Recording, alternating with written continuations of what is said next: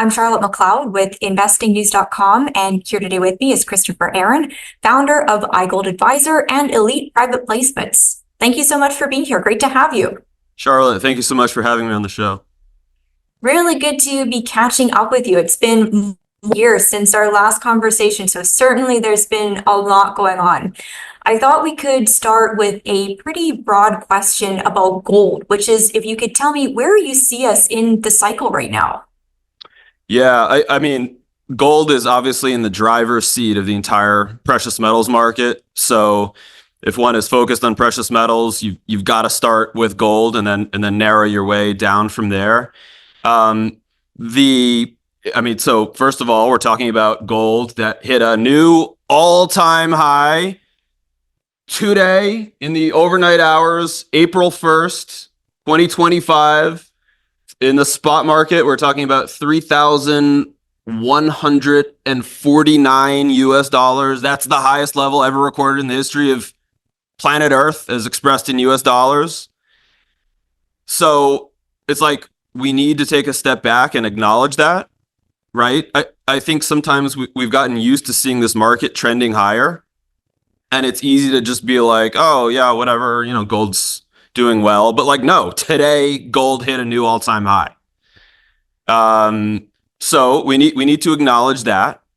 The other important thing is that, I look at ratios. I study ratios between asset classes, between real asset classes quite closely, because that eliminates the USD component of it. It's easy to look at gold priced in USD going higher and just say, well, it's the USD losing value in and of itself. But I have been following the ratio between the Dow Jones and gold extremely closely for the last 10 years. And that ratio, so we're talking about the ratio between the stock market and gold. It's very simple, sort of big picture concept, but that ratio had been rising in favor of the Dow for 45 years. Stocks outpacing gold for 45 years. 1980 until when? February of 2025, just last month. That ratio has now officially broken. We have a monthly close. We have a quarterly close. It has officially broken that 45-year trend, which was in favor of stocks. It has severed that, broken lower in favor of gold. We have only seen a signal of that magnitude. I'm talking a multi-decade trend in favor of stocks that then breaks in favor of gold. We've only seen that 4 times in the last 125 years. We're talking right before the Great Depression. We're talking late 1960s, which led to the breakup of the Bretton Woods standard, when gold broke the standard versus the US dollar. And then we're talking the early 2000s leading into the 2000s bull market in precious metals. We've just seen the 4th signal 1 month ago. 1 month ago. So when I take a look at gold, which just hit an all-time high as expressed in US dollars today, as we were talking about, I say that's good. However, the average of these cycles, when we see that break in that key ratio, the average of the 4 cycles, the only 4 cycles in the last 125 years, the average is for 8 more years of even more significant outperformance than we've already seen in gold versus equities, even more. In other words, we may just be at the beginning of, we have to talk about this in fundamental terms here for a moment. And I know there are a lot of individual investors who are watching this and who are aware of the gold market, aware of what's going on around the world. And I work with individual investors. I am one myself. However, it's not individual investors buying 1 or 2 ounces of gold, a gold maple or a gold Krugerrand. It's not you and I who are causing this massive shift away from equities and into gold. This is big, high-powered money. This is central banks, and this is a few select sovereign wealth funds And the way to think about this is like a slow motion tide shift. It doesn't happen in one day, 1 week, or even 1 month. But we're seeing when you look at a 45-year trend in the Dow versus the gold that's breaking, that tells you that there is a slow motion generational shift happening in front of our eyes. And even though it has been somewhat frustrating for certain segments of the precious metals sector, as we can talk about, I think investors need to keep that big signal picture in mind right now at all times going forward. Okay, I think that does a really good job of outlining the magnitude of what's happening right now, but also highlighting how far there is to go. You know, you mentioned that 8 years ahead of us. And that ties into something I wanted to ask you. You've talked on Twitter about this idea of blue sky ahead for gold, where maybe we feel like it has to go back or correct or take a break, but there's this blue sky idea. So I wondered if you could talk a little bit about that. Yeah, absolutely.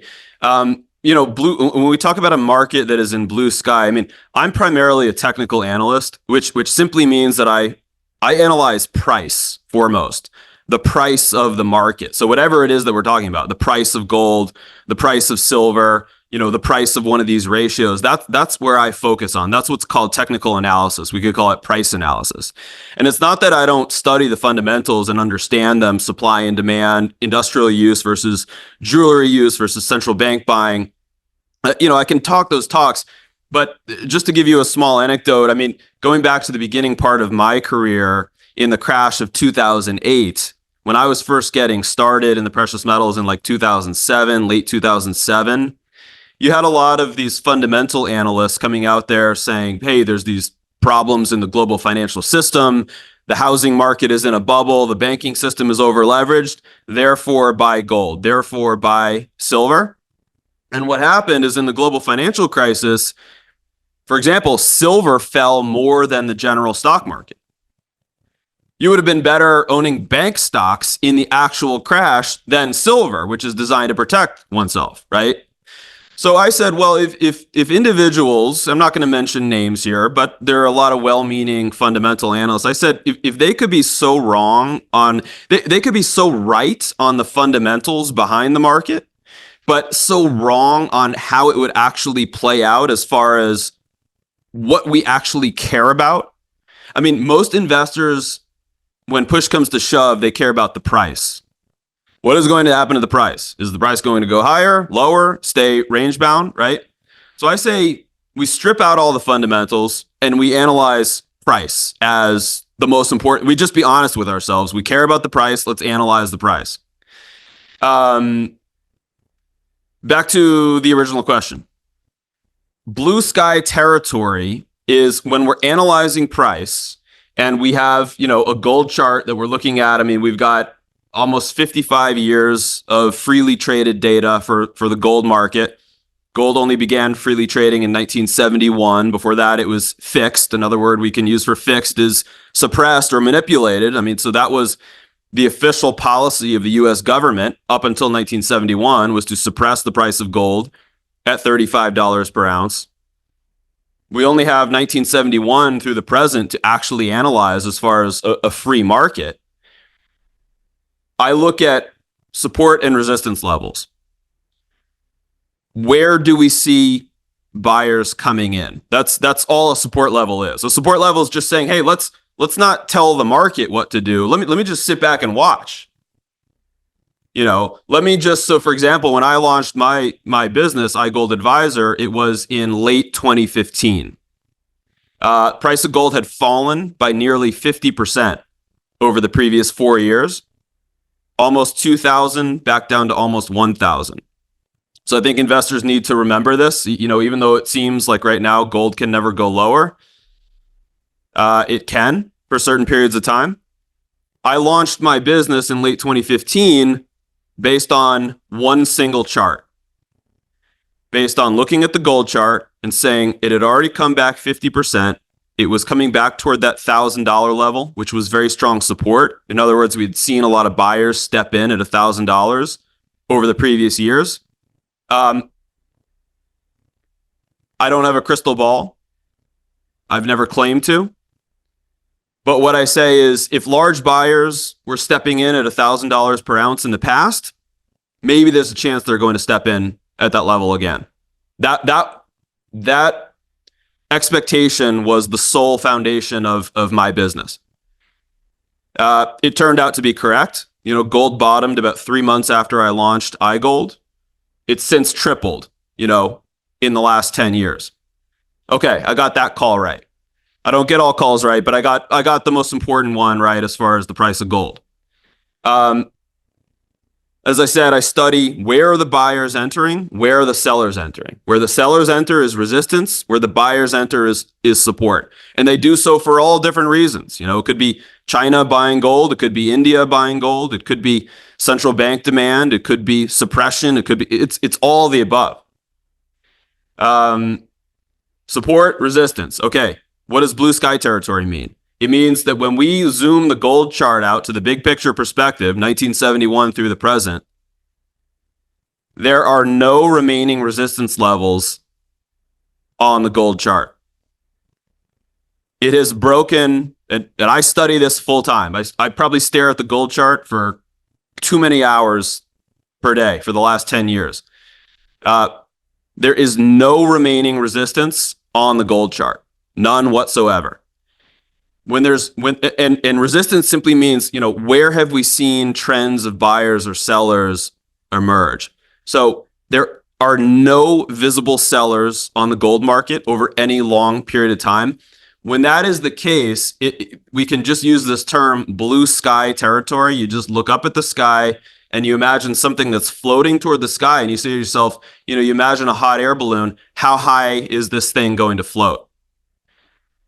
There's no ceiling over it. How high is it going to float is basically anyone's guess at this point. That is to be extremely colloquial, that is the technical situation that gold is in from a support and resistance level, buyer and seller level. There is no visible resistance on the gold chart. When that is the case, we're blue sky territory. I should say, by the way, it's not only gold in USD, it's gold in every currency around the world is in blue sky territory.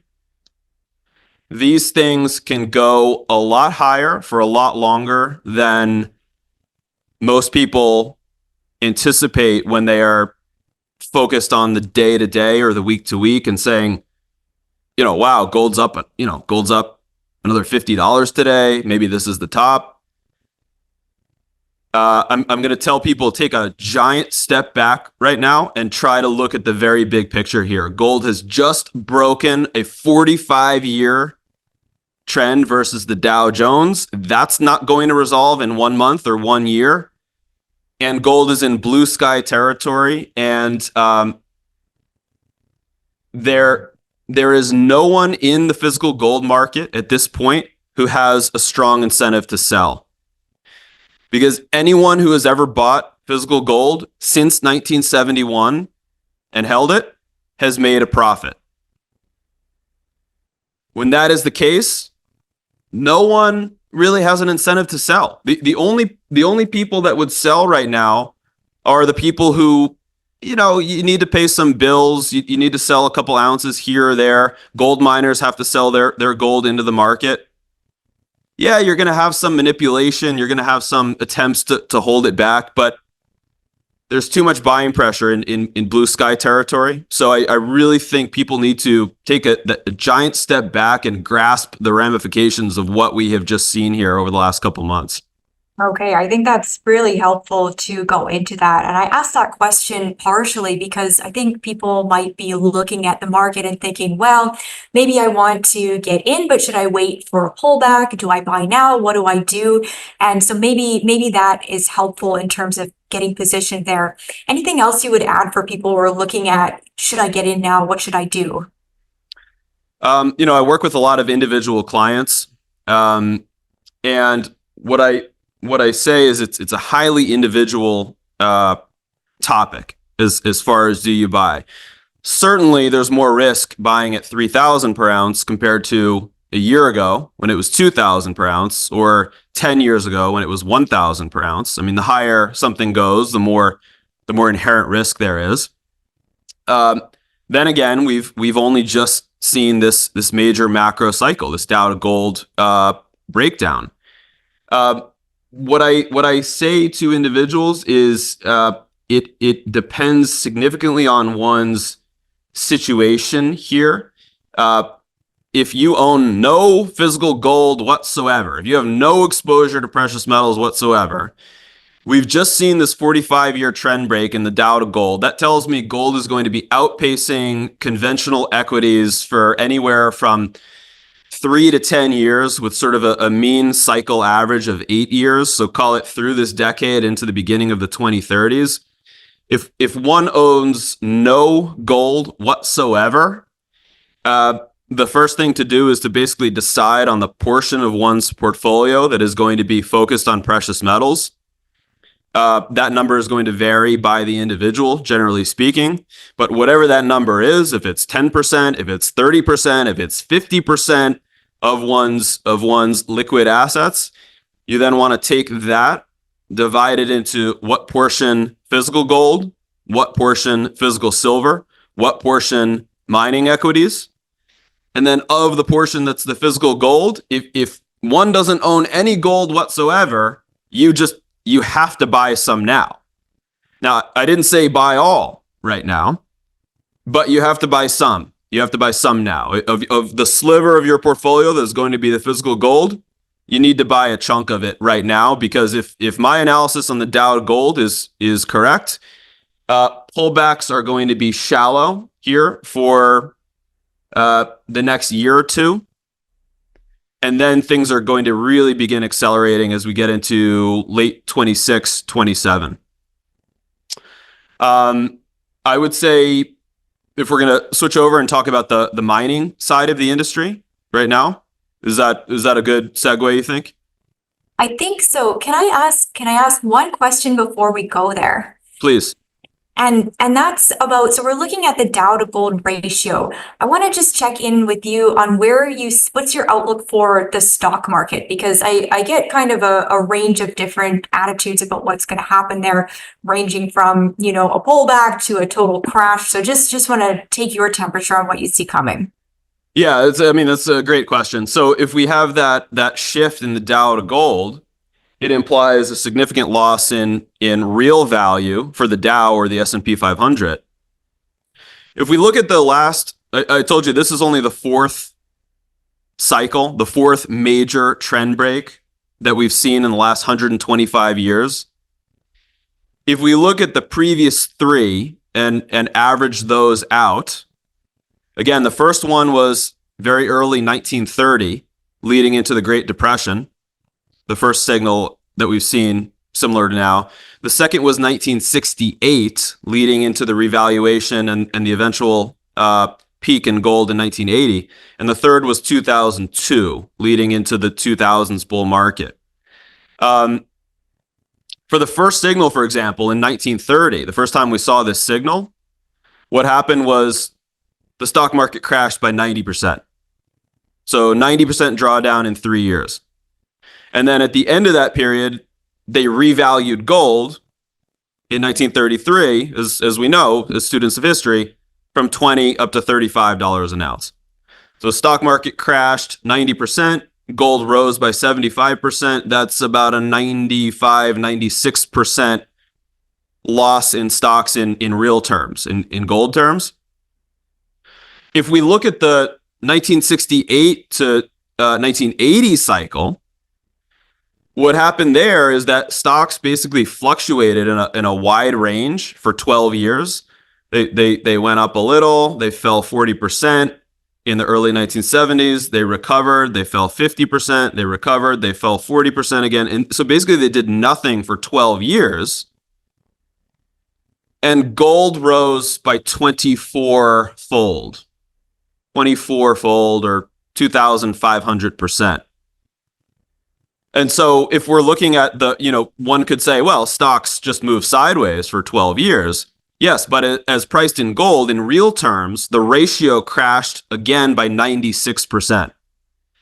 96%, very similar to the 94, 95% that the ratio crashed in the Great Depression, 1930s. So you know, it's tough to say because we live in a fiat era.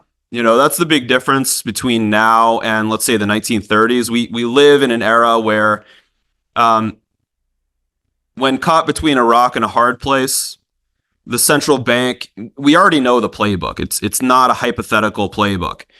They pay lip service to trying to control inflation, and caring about the well-being of the average citizen. But when push comes to shove and things get dicey in the global financial markets, we know they'll just create as much money as they need to, whether they type it into their computer and create $1 trillion, or literally print it and drop it from helicopters, as Ben Bernanke once suggested that they could in the late 2000s.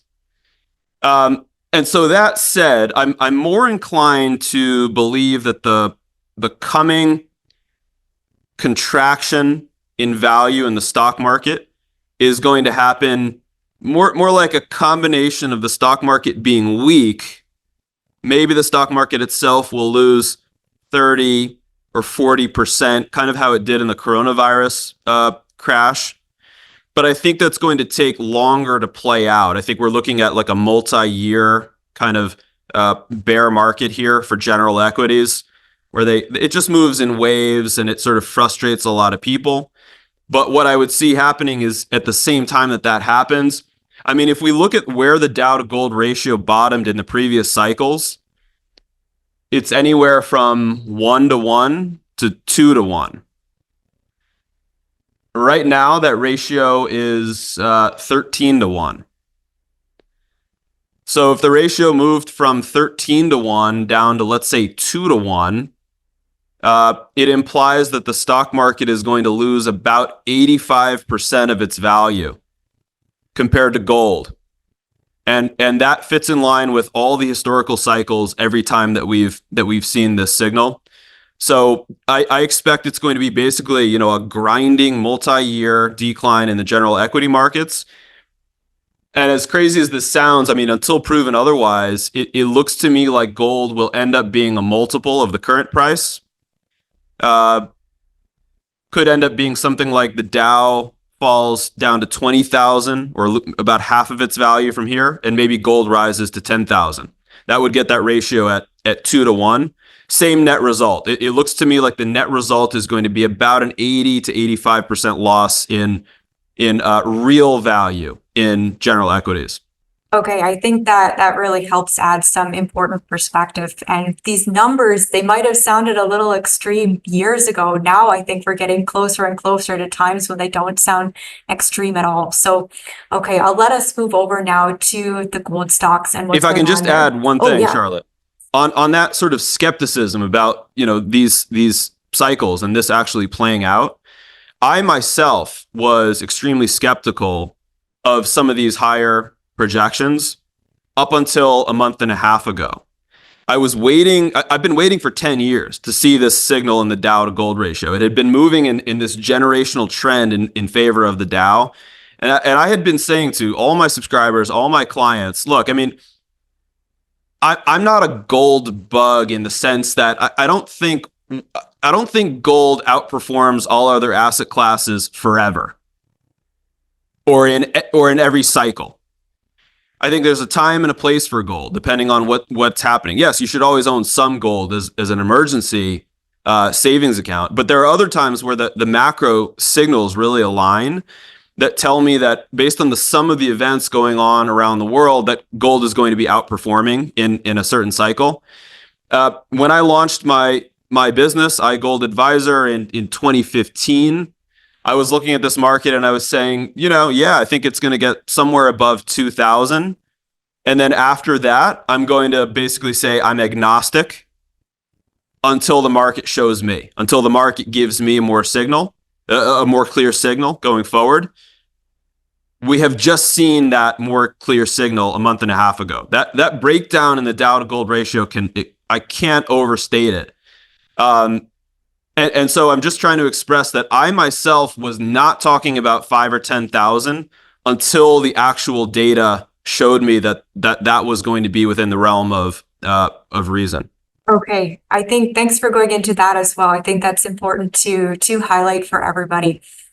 Okay, so we've got a good handle, I think, on what's going on with gold, and we'll head over to what's happening with the gold stocks. So we've seen gold stocks start to move at the higher end of the scale, I think, but investors are waiting for a broader based move from what I'm picking up and wondering when are we going to see down the scale a bigger breakout. So thoughts on the gold stocks right now? What are you seeing?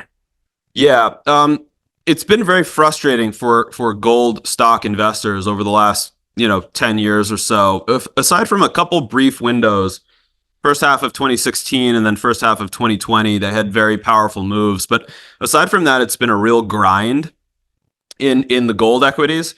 They have not kept pace with the increases in the price of gold that we see. I want to explain why I believe that to be the case. And it comes back to that Dow to gold ratio, as we were talking about. The sideways motion up until just 1 month ago in the Dow to gold, the sideways over the last 10 years means that the average investor around the world, not you or I, not the listener right now who already is aware of precious metals, but let's be honest, it's still a relatively small community. The average investor, the person that just works their job 9 to 5, contributes 10% or whatever to a 401k, listens to the mainstream advice, invest in stocks for the long run, right? The average investor, because that Dow to gold ratio had been moving sideways for 10 years, the average investor had done just as well in their Dow or S&P 500, their index funds, their retirement funds, than the price of gold. They'd done just as well. I mean, that's what a sideways ratio means. It means neither one outpaced the other for 10 years. As a side note, that's the only time that's happened in living history. We've been living through this strange anomaly. That has shifted. That has just changed. The previous 10 years where people are doing just as well in their stock index funds compared to gold, that has just changed. But that shift in psychology doesn't happen overnight. It's going to take a couple quarters. People look at their retirement accounts at the end of the quarter. They say, goodness, I'm down 5%, I'm down 10%. Price of gold is at a new all-time high. Maybe that happens for a second quarter in a row. They're down another 5%. Wait a minute, price of gold is still higher. Maybe I should take a portion of my assets and move it into gold. You multiply that sentiment out by tens or hundreds of millions of people around the world, and that's where you get the real acceleration phase in this market beginning, which I still think is coming, but it's still 2 to 3 years away.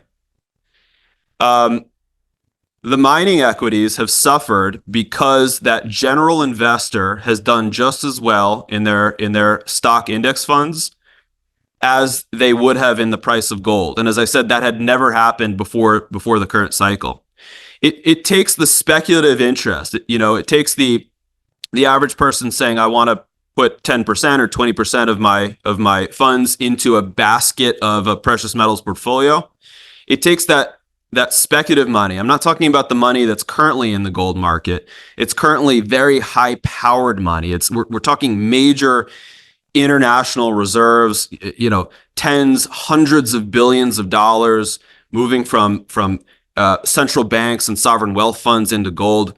That's not the kind of money that moves the gold mining equities. Central Bank of China is not buying a microcap gold exploration company in British Columbia, even if they're sitting on 5 million ounces of gold already. That's just not how they operate. So we're seeing the shift now. The mining stocks have underperformed. There is a precedent for this type of underperformance. Gold mining stocks underperformed for the second half of the 1970s bull market as well. One example I can give is which is the if we look at one of the silver stocks that's still around today, Hecla Mining. I'm not necessarily recommending to buy it now. I'm just giving an example. In the 1970s, price of silver moved sideways from 1974 to 1978 at $6 per ounce. as it was moving sideways, the stock of Hecla moved lower by 85%. 85% amidst it's a silver producer. It moved lower by 85% as silver was moving sideways, simply because investors grew frustrated. Like mining stock investors, I hate to say it, are a little impatient sometimes. Hecla was moved lower by 85% as the price of its product moved sideways. And then in the final year of that 1970s bull market, when silver finally broke out above 6, Hecla moved higher by 1,000% in the last year. I'm talking the last year of that 10-year cycle. It looks to me like a similar situation is setting up with the mining equities now, where we're starting to see there's a few of the large cap companies that are doing well. A few of the streaming royalty companies are doing well. The big names, a few of those, Agnico Eagle is near an all-time high. We're talking Royal Gold, Franco-Nevada, some of these companies, Wheaton Precious Metals. We've yet to see, because that change in the Dow-to-gold has just happened in favor of gold literally 1 month ago. We're at the very beginning of some of that money starting to say, wait a minute, the large caps are maybe closer to fairly valued, even though I still think they're undervalued. And then when some of that money says, I can buy existing gold deposits in the ground for pennies on the dollar, you start to have, millions of people around the world starting to make that shift. That's when the development or the smaller cap miners are going to experience gains that are orders of magnitude above and beyond what the gold price itself eventually does. Every other cycle has worked out that way eventually. The challenging part is it's lagged so long, and trust me, I see this myself. I invest in these companies as well. It's lagged for so long that there's a risk that investors sell in frustration just before that wave happens. All I would say is if you are tempted to do that, if you're tempted to say I've had enough, for now, fine, make your own decision, but don't turn your back on the sector completely. Keep at least one eye focused on what's happening with the mining stocks, with the price of gold, with that Dow-to-gold ratio, because when the money starts trickling from the large caps into the mid-tier and the junior small cap companies, it's just going to be like, fitting a hose through, what's a fire hose through, a smaller hose, or as they say, whatever that analogy is. It's going to be a sight to behold. We have all the major macro signals in front of us, gold and blue sky territory. Dow-to-gold ratio has broken a 45-year trend. There's only been 3 other signals like that in history, major outperformance coming from gold.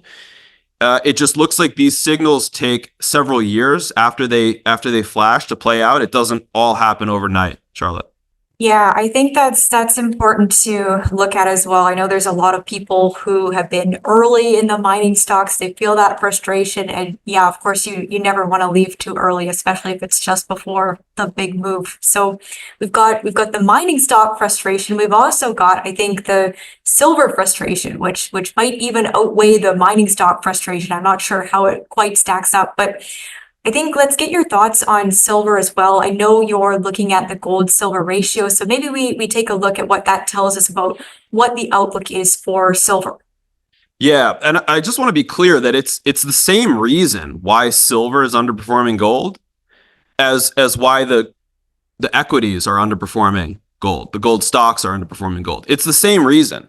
Both silver and gold equities can be considered more speculative or more leveraged forms of gold. They both fit that niche.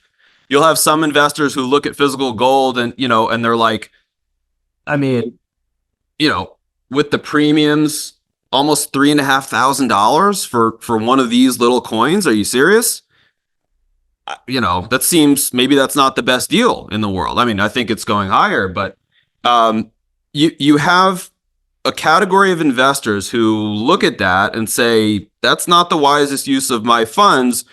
I'm going to take those few $1,000s and buy, a couple 100 ounces of silver instead.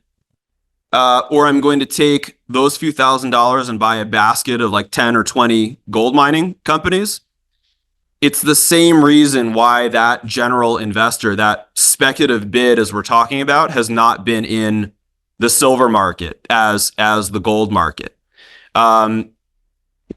We have to see continued decline in that Dow to gold. We have to see the general market investor around the world begin to wake up to this theme. You multiply that out by several 100 million people around the world. It only takes a small sliver of those people to start moving into physical silver. Silver could go from $33 to $50 in a couple months when a few people begin to wake up to that.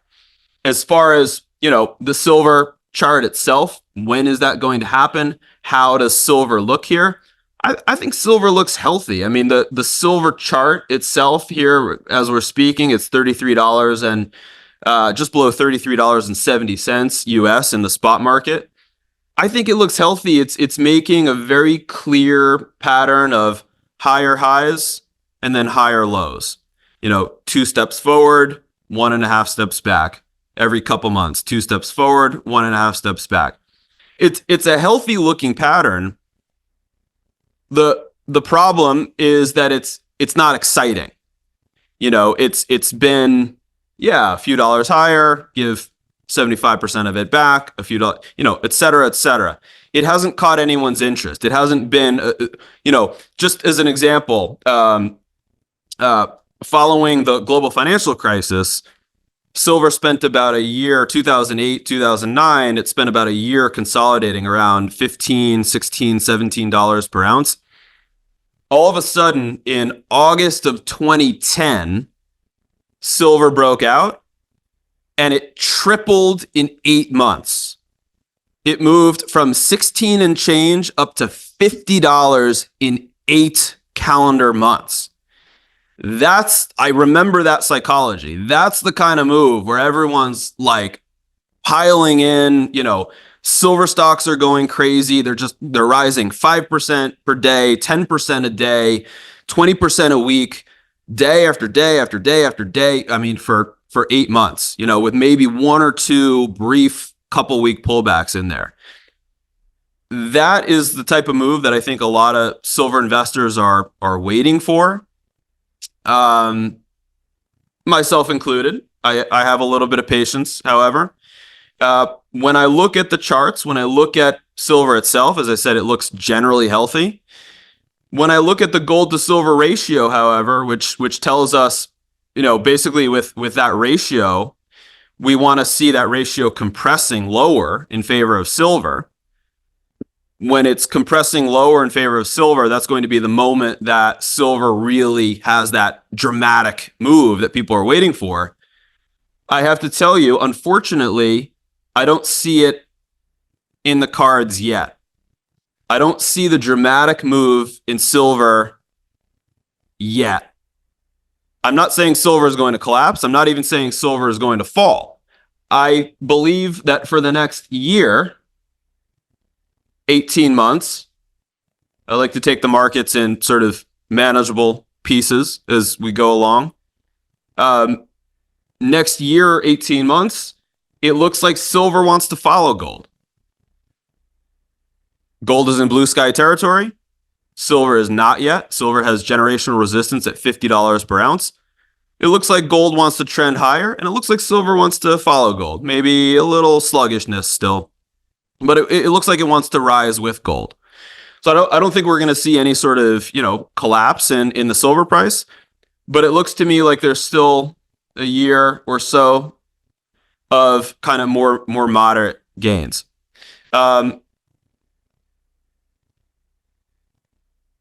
I would, after we reach that piece, after let's say a year, 18 months, what I like to do is just take that major step back. And again, I say, market, you show me. I don't have all the answers. You give me the signal here.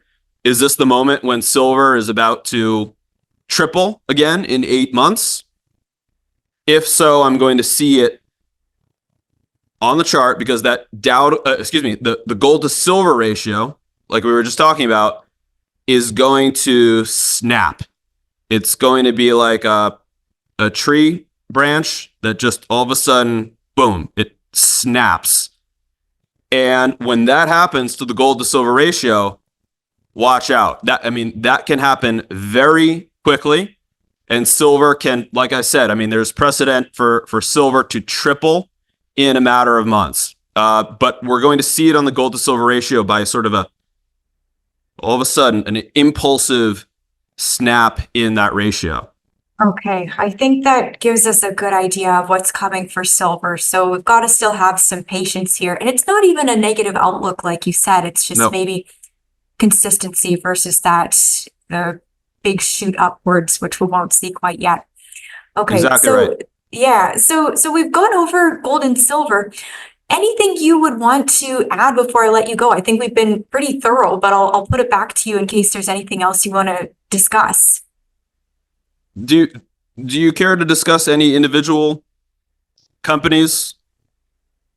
Sure, I would love to hear if you have any that you'd like to bring up.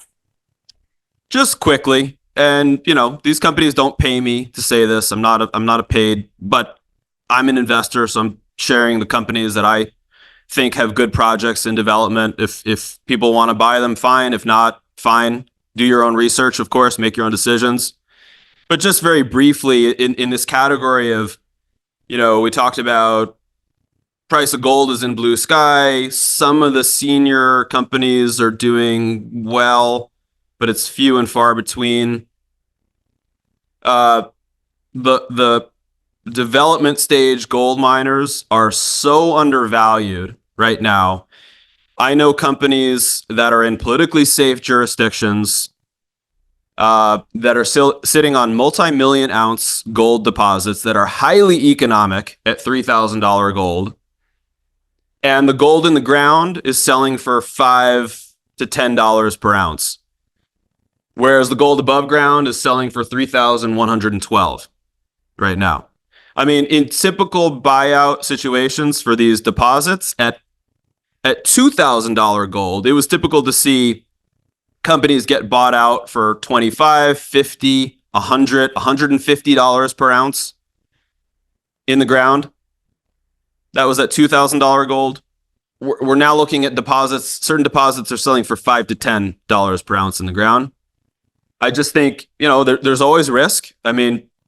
If I'm wrong and the sector, from outer space, something happens, causes gold to top and it just collapses, of course, these companies are not going to succeed. But a couple companies that I like right now, Sirios Resources, SOI. It's a Canadian company with a 2 million ounce deposit up in Quebec, Canada, James Bay. 2 million ounces of gold in the ground. Market cap is 12 million US. That's $6 per ounce in the ground.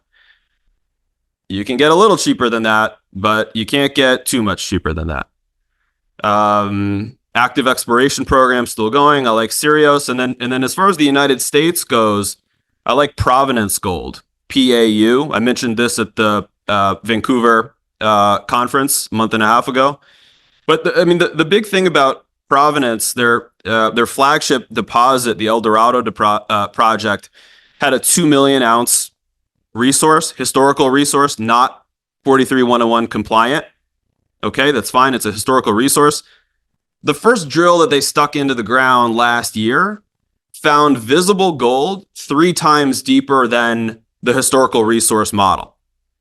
So if that continues, if they keep finding visible gold below the historical model, you have not a 2 million ounce deposit, you have a 5-6 million ounce deposit, as difficult it is for me to say. This could be major. Of course, there are risks for all these companies, so please do your own research. I'm only speaking about the companies that I'm investing in. But if gold does what we think it's going to do, what we talked about because of that Dow-to-gold ratio, if gold goes from 3 to 10,000 and concurrently the Dow compresses from 40,000 down to 20,000, these companies could be 5, 10, 20x higher over the coming years. So if one has the tolerance for extreme risk and reward, you may want to consider some of these companies. Okay, I think everybody always appreciates a look at some specific companies. So thank you for that. And thank you for coming on to go over what's happening in gold and silver. This was really good. Thank you so much, Charlotte, for having me. Of course. And once again, I'm Charlotte McLeod with investingnews.com, and this is Christopher Aaron. Thank you for watching. If you like this video, make sure you hit the like button and subscribe to our channel. We'd also love to hear your thoughts, so leave us a comment below.